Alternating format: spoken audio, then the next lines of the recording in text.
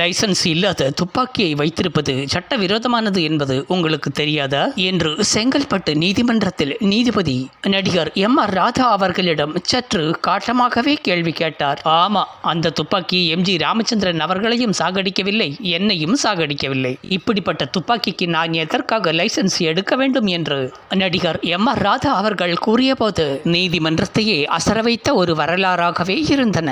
இதில் என்ன ஒரு ஆச்சரியம் என்னவென்று கேட்டால், எம்.ஜி. ராமச்சந்திரன் அவர்களை சுட்டுக்கொண்டு நான் மட்டும் உயிரோடு இருக்க வேண்டும் என்று நடிகர் எம்.ஆர். ராதா அவர்கள் நினைக்கவில்லை. திரு எம்.ஜி.ஆர். அவர்களை சுட்டுக்கொண்ட அதே துப்பாக்கியால் தன்னையும் சுட்டுக்கொண்ட ஒரு வைராக்கியமும் வீராப்பும் என்பது நடிகர் எம்.ஆர். ராதா அவர்களுக்கு எங்கிருந்து வந்தது என்பது மர்மமாகவே இருந்தன.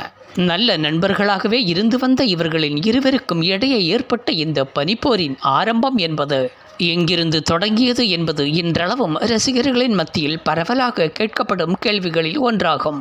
நடிகர் திலகம் எம்.ஜி.ஆர். அவர்களும் எம்.என். நம்பியார் அவர்களும் போடும் சண்டை காட்சியின் போது எம்.ஜி.ஆர். அவர்களின் கையில் இருந்த கைப்பிடி வாள் தவறிவிட்டதை கண்டு திரையரங்கில் படம் பார்த்து கொண்டிருந்த ரசிகரில் ஒருவர், தலைவா, இந்த கத்தியை வைத்துக்கொண்டு நம்பியாரை குத்தி கிழித்துவிடு என்று திரையை நோக்கி கத்தியை வீசிக் கொடுத்த ஒரு கதையின் காலகட்டமாக இருந்தன. எம்.ஜி.ஆர். அவர்கள் சினிமா துறையில் இருந்து கொஞ்சம் கொஞ்சமாக அரசியலுக்குள் காலடி எடுத்து வைத்துக் கொண்டிருந்த காலம். கலைஞர் கருணாநிதி அடங்கிய அண்ணாவின் திமுக என்ற கட்சியில் தன்னை இணைத்துக் கொண்டிருந்தார்.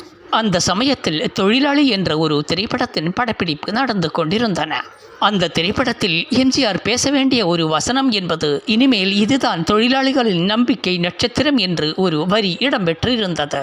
ஆனால் திரு எம்.ஜி.ஆர். அவர்கள் அந்த வசனத்தை சற்று மாற்றிக்கொண்டு, இனிமேல் இதுதான் தொழிலாளர்களின் உதய சூரியன் என்று பேசிவிடுவார்.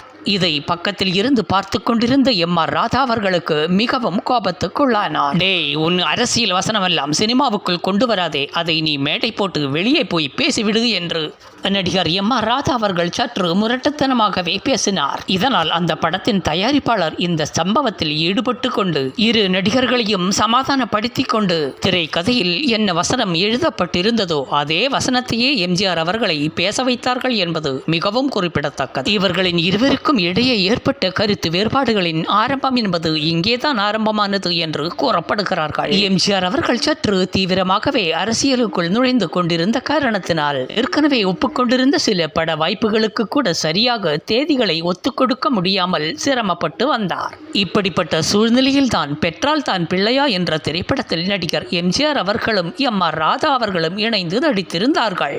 ஆனால் அந்த திரைப்படம் எதிர்பார்த்த அளவிற்கு வசூலை தராத காரணத்தினால் அந்த தயாரிப்பாளர் தனக்கு மீண்டும் ஒரு படத்தில் நடித்து தர வேண்டும் என்று கூறிக்கொண்டு நடிகர் எம்.ஜி.ஆர். அவர்களை அணுக நினைத்தார். அதற்காக நடிகர் எம்.ஆர். ராதா அவர்களையும் கூட்டிக் கொண்டு எம்.ஜி.ஆர். அவர்களை சந்தித்து பேசுவதற்காக சென்னை ராமாவரம் தோட்டத்திற்கு வந்தார்கள்.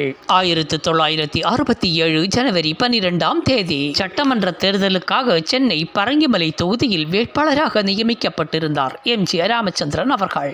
அந்த படத்தின் தயாரிப்பாளர் வாசு அவர்களும் எம்.ஆர். ராதா அவர்களும் நடிகர் எம்.ஜி.ஆர். அவர்களை சந்தித்து இதை பற்றி பேசினார்கள். அப்போது இருந்த சூழ்நிலையில் அவர்களுடைய வேண்டுகோளுக்கு இணங்க திரு எம்.ஜி.ஆர். அவர்களுக்கு அவர்கள் கேட்ட தேதிகளை ஒத்தி கொடுக்க சற்று சிரமப்பாடு இருந்தது. இந்த விஷயத்தால் ஏற்பட்ட வாக்குவாதத்தின் போது ஏற்பட்ட உச்சகட்ட சம்பவம் தான் மறைத்து வைத்திருந்த துப்பாக்கியை எடுத்து நடிகர் எம்.ஆர். ராதா அவர்கள் எம்.ஜி.ஆரை நோக்கி படபடவென்று சுட்டுவிட்டார். அதற்குள் இருந்து சீறி பாய்ந்த தோட்டாக்கள் எம்.ஜி.ஆரின் கழுத்துக்குள் நுழைந்தன. பின்னர் அதே துப்பாக்கியை எடுத்துக்கொண்டு தன் நெற்றியில் வைத்துக்கொண்டு தன்னையே சுட்டுக் கொண்டார் நடிகர் எம்.ஆர். ராதா அவர்கள். இதனால் அவசரமாக இரு நடிகர்களும் இரத்த வெள்ளத்தால் சென்னை ராயப்பேட்டையில் இருக்கும் அரசு மருத்துவமனையின் அவசர சிகிச்சைக்குள் அனுமதிக்கப்பட்டார்கள். இந்த செய்தி என்பது ஊரெங்கும் தீயாய் பரவியது. கண்ணிமைக்கும் நேரத்திற்குள் 50,000க்கும் மேற்பட்ட ரசிகர்களின் கூட்டம் என்பது மருத்துவமனையை சூழ்ந்து கொண்டார்கள். பாதிக்கப்பட்டவர்கள் இரு நடிகர்கள் தான் என்றாலும் வந்திருந்த அத்தனை கூட்டமும் நடிகர் எம்.ஜி.ஆர். அவர்களின் நலனை விசாரிக்க வந்த கூட்டமாகவே இருந்தது என்பதுதான் மிகப்பெரிய ஆச்சரியமாக இருந்தன. அந்த கூட்டத்தில் அநேகம் பேரும் ஏழை மக்களும் ரிக்ஷா வண்டி ஓட்டிக்கொண்டிருக்கும் பாமர குடிமக்களுமாகவே இருந்தார்கள். அறுவை சிகிச்சை மூலமாக துளைக்கப்பட்ட தோட்டாக்களை எல்லாம் வெளியே எடுத்துக்கொண்டு இரு நடிகர்களையும் காப்பாற்றிவிட்டார்கள் மருத்துவர்கள். இது எப்படி சாத்தியம் என்று மருத்துவரிடம் எம்.ஜி.ஆர். அவர்கள் கேள்வி கேட்டார்.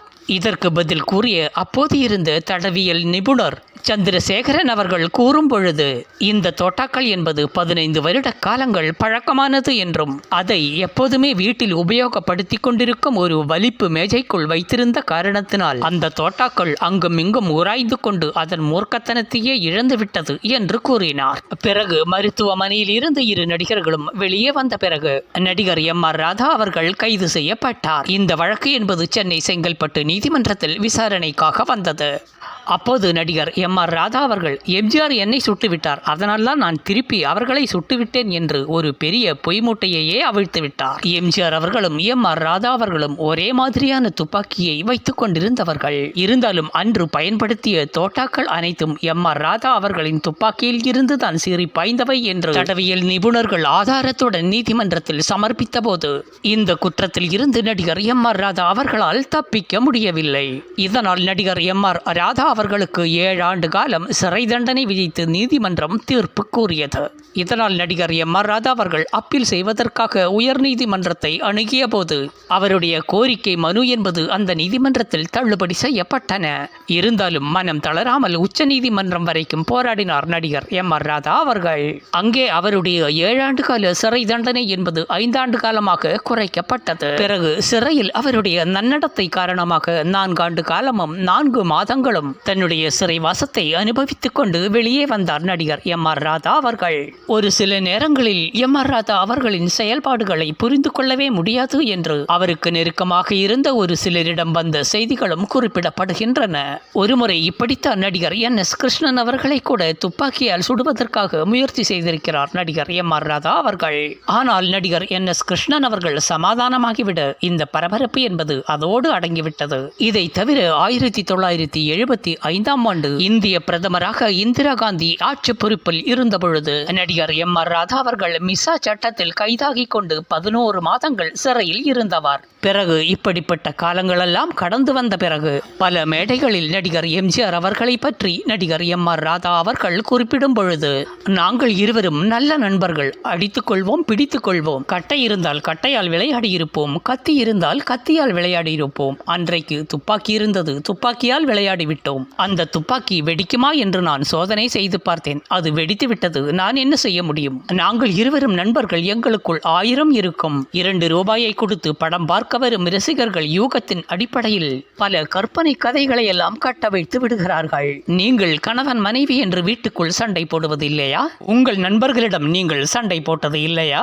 எதற்கு அதிகம் பேச வேண்டும்? ஒரு தந்தையும் தனையனும் கூட தான் மோதிக்கொள்கிறார்கள். ஆனால் 2 நடிகர்கள் சண்டை போட்டுவிட்டால் மட்டும் அதற்கு 1000 கதைகளை கட்டிவிடுகிறீர்கள். தெரிந்தோ தெரியாமலோ நடந்துவிட்ட இப்படி ஒரு நிகழ்வுக்கு பிறகு நீண்ட காலம் சந்திக்காமலே இருந்த எம்ஜிஆர் அவர்களும் எம்.ஆர். ராதா அவர்களும் கடைசியாக பெரியார் அவர்கள் மறைந்தபோது அவருக்கு இறுதி அஞ்சலி செலுத்த வந்தபோதுதான் இவர்கள் இருவரும் மீண்டும் சந்தித்தார்கள் என்பது மிகவும் குறிப்பிடத்தக்கது.